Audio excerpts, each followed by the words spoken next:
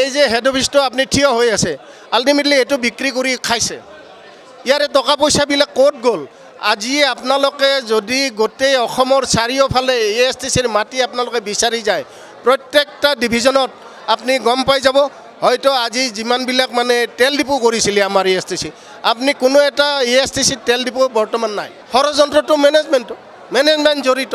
plus লগত ইয়াৰে ওপৰতো আৰু হাত আছে বিষয়বোৰ কি নামটো মই পাহৰিলোঁ মই আল্টিমেটলি মোৰ বন্ধু এজনে কৈছে আগ্ৰৱাল তেখেতৰ নিচিনা মানে জঘন্য প্ৰকৃতিৰ অসভ্য এনেকুৱা অফিচাৰ আমি দেখা নাই মোৰ জীৱনত 40 বছৰ চাকৰি কৰিছোঁ আৰু যদি এতিয়া নহয় আগতে যদি আমি দেখা পালোঁ হয় তেখেতৰ হয়তো অলপ বেলেগ পৰিস্থিতি হ'লে হয় বৰ্তমান তেখেত কিন্তু বেলেগৰ পৰা আহিছে তেখেতে আমাৰ অৰিজিনেল মানে কৰ্মচাৰী নহয় কিন্তু তেখেতে পৰা আহি কিনে ইয়াত তাৰমানে তেখেতে মানে দালালি কৰি আছে চিফ একাউণ্টছ অফিচাৰ আগৰৱালা কিন্তু কি আগৰৱালা ইয়াতে বৰ্তমান কৰ্মৰত আছে আমি ৰিটায়াৰমেণ্ট মানুহ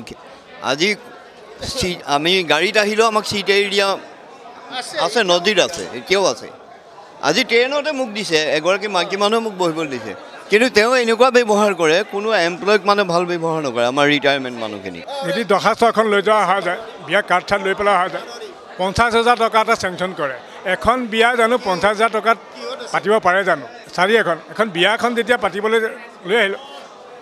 পাবলগীয়া পইচাখিনিৰ কাৰণে আহিল 50,000 টকা এটা চেংচন কৰি দিলে বিয়া হৈ যাব সিমানেই দুখৰ কথা আমি ধৰক এতিয়া আমাৰ কথা হ'ল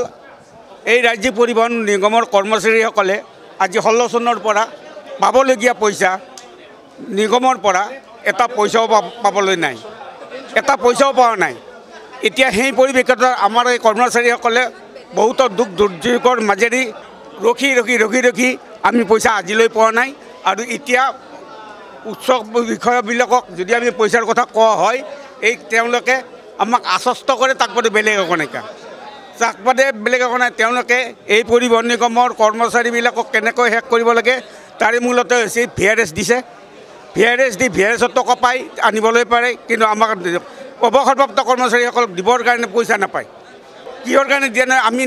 নাজানো কিন্তু আমাক আশ্বাসে দিয়ে আমি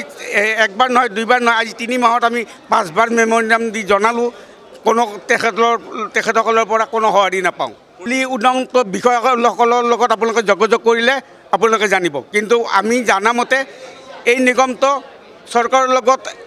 হাত মিলাই পেলাই এই নিগমটোৰ বহুতো সম্পত্তি এটো বেয়া কথা হৈছে সেই সময়তে সিদ্ধি শৰ্মাহঁতে বিজ্ঞ মানুহবিলাকে এই নিগমটো অসমৰ সাধাৰণ জনতাৰ আহা যাৰ কাৰণে জন্ম দিছিলে আজি এইবোৰ এতিয়া বৰ্তমানৰ চৰকাৰে এইটো শেষ কৰিব বিচাৰিছে এতিয়া চৰকাৰে এই বস্তুটো শেষ কৰিব বিচাৰিছে য'ত নেকি সকলো কৰ্মচাৰীক স্থায়ী কৰ্মচাৰীক VRS দি পেলাই নিগমৰ পৰা নিগমটো বিক্ৰী কৰাৰ চেষ্টা কৰি আছে পৰিবহণ নিগমৰ যথেষ্ট সংখ্যক বাহন এতিয়াও বিকল হৈ আছে এই কাৰ ভুলৰ কাৰণে হৈছে এইটো নিগমৰ কাৰণে নিগমৰ পৰিচালনা সঞ্চালকৰ দায়িত্বহীনতাৰ কাৰণে পৰিবহণ নিগমে কিয় এই বিকল হৈ থকা বাহনসমূহ মেৰামতি কৰিব নিবিচাৰে নেকি মেৰামতি নকৰি যদি বিক্ৰী কৰে আমাৰ ৰিটায়াৰমেণ্ট মানুহখিনিক ধুনীয়াকৈ পইচা দিব পাৰে যদি অসমত যিমান বেয়া গাড়ী আছে যদি বিক্ৰী কৰি দিয়ে চলাব নোৱাৰে তেতিয়াহ'লে বিক্ৰী কৰি হ'লেও আমাৰ যিখিনি ৰিটায়াৰমেণ্ট মানুহ সকলোকে পইচা দি দিব পাৰে দাদা মোৰ এটাই কথা আমি একেলগে চাকৰি কৰিলোঁ গোটেই মানুহখিনিয়ে কিন্তু 50% মানুহে পইচা লৈ দবদবাই ঘূৰি আছে কিন্তু এই মানুহখিনিয়ে কি পাপ কৰিলে এই মানুহখিনি কি পাপ কৰিলে আমি এই নিগমটোত আমি চাকৰি কৰিছিলোঁ এই নিগমটোত চাকৰি আমি 40 বছৰতে কৰিছোঁ 40 বছৰেদি কৰাৰ চাকৰিৰ অন্তত এই নিগমৰ কৰ্মচাৰীখিনিয়ে অৱসৰপ্ৰাপ্ত কৰ্মচাৰীখিনিয়ে তেওঁলোকে নিয়ম অনুযায়ী আমাৰ প্ৰাপ্য আদায় দিব লাগে কিন্তু 16 চনৰ পৰা এই 1400 কৰ্মচাৰীক এটা পইচাও দিয়া নাই এটা টকাও দিয়া নাই কি উপায়েৰে আপোনালোকৰ দ্বাৰাই আমাৰ এই কাৰ্যটো সম্পন্ন হয় সেইবাবে আপোনালোক মিডিয়াৰ অচৰ্চা যিকোনো খবৰৰ বাবে যোগাযোগ কৰক 7090173330 অথবা 7099017990